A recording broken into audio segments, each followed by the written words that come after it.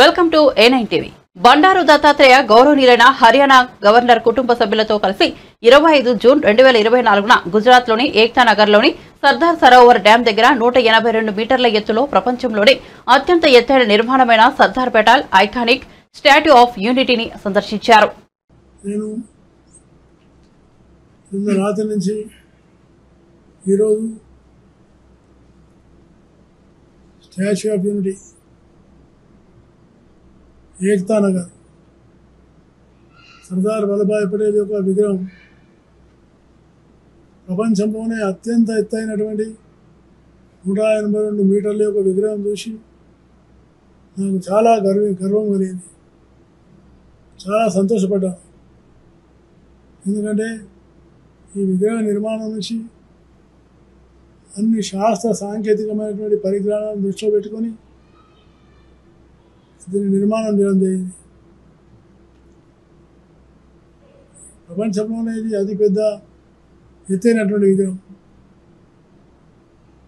అలాగే కింద మ్యూజియం కూడా సర్దార్ పటేల్ దేశ స్వాతంత్ర సంగ్రామంలో ఆయన నిర్వహించినటువంటి పాత్ర, స్వతంత్రం తర్వాత నిర్వహించినటువంటి పాత్ర, ఇవన్నీ విషయాలు కూడా చక్కగా రూపొందించి మ్యూజియం అధునాతనంగా నిర్మాణం చేసినారు. డిజిటల్ రూపంలో కూడా చాలా విషయాలు ఇందులో పొందుపరిచారు. అలాగే ఇక్కడ ఉన్నటువంటి సఫారీ కానీ వ్యాయామం కానీ ఇవన్నీ కూడా ప్రకృతిని ఆకర్షించుకునేటువంటి విషయాలుగా ఉన్నాయి. మొత్తం ఒక ప్రాజెక్టు ఇది. ఇక్కడ వెనుకబడిన ప్రాంతమైనటువంటి కచ్ మరియు గిరిజన ప్రాంతమైనటువంటి వాసులందరికీ, ప్రత్యేకంగా రైతులకు ఇది చాలా పెద్ద వరం లాంటిది, చాలా విలువైనటువంటిది.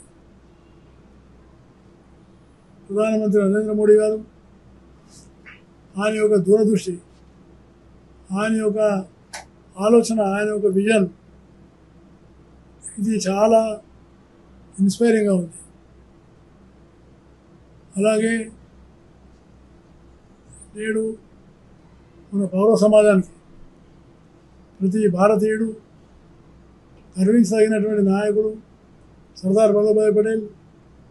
నేను హైదరాబాద్ వాడిని, నేను చాలా గర్వపడుతున్నాను.